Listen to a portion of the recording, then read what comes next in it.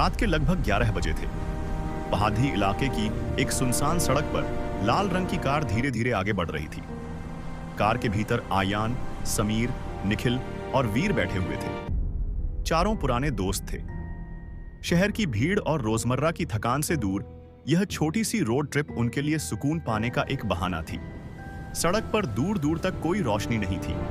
केवल कार की हेडलाइट्स अंधेरे को चीरती हुई आगे का रास्ता दिखा रही थी।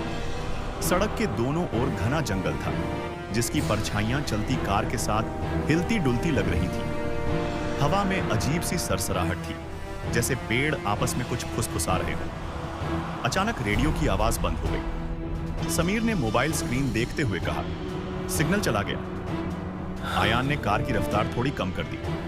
कोई बात नहीं, उसने शांत रहने की कोशिश करते हुए कहा, थोड़ी देर में हम इस जंगल से निकल जाएंगे। लेकिन सड़क जैसे खत्म होने का नाम ही नहीं ले रही थी। कार आगे बढ़ती रही, पर माहौल धीरे धीरे बोझिल होता जा रहा था। चारों थक चुके थे और अब कोई ज्यादा बोल भी नहीं रहा था।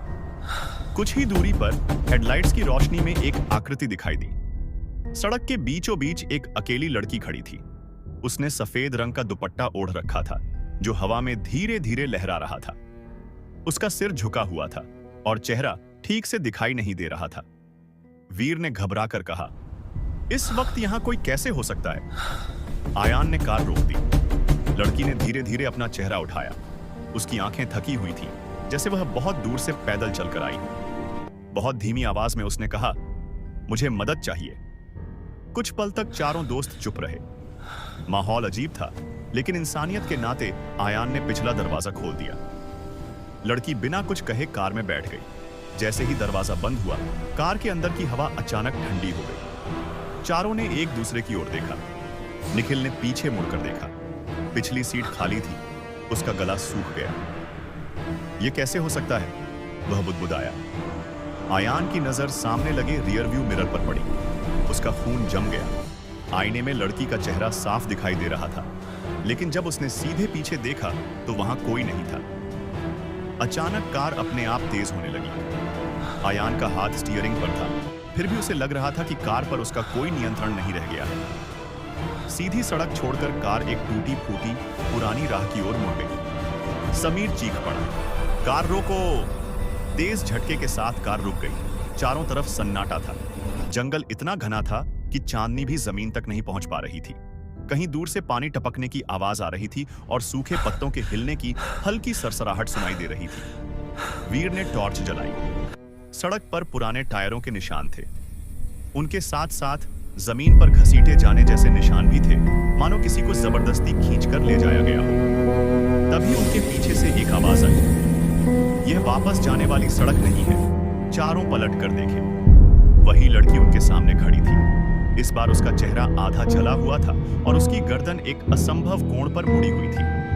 समीर पीछे हटने लगा, फिर भागने की कोशिश की, लेकिन उसके पैर जमीन में जैसे जकड़ गए।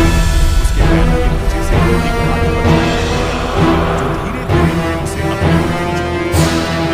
आयान और निखिल समीर को पकड़ने की कोशिश की, लेकिन ठंड इतनी बढ़ गई कि सांस लेना भी मुश्किल हो गया। लड़की की आवाज गूंज उठी, इस सड़क पर जो होता है उनका दूसरी तरफ वापस नहीं आता।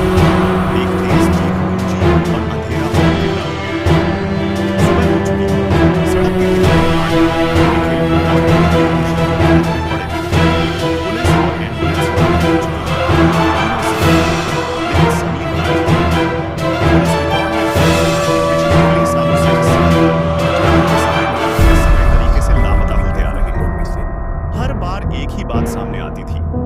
अजनबी मुसाफिर जिसे रास्ते में लिफ्ट दी गई थी।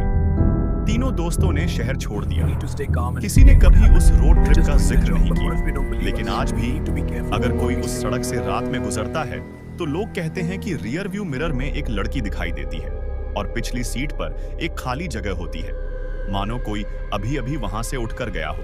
क्योंकि कुछ सड़कें सिर्फ आगे जाती हैं, वापस लाने के लिए नहीं बनी होती।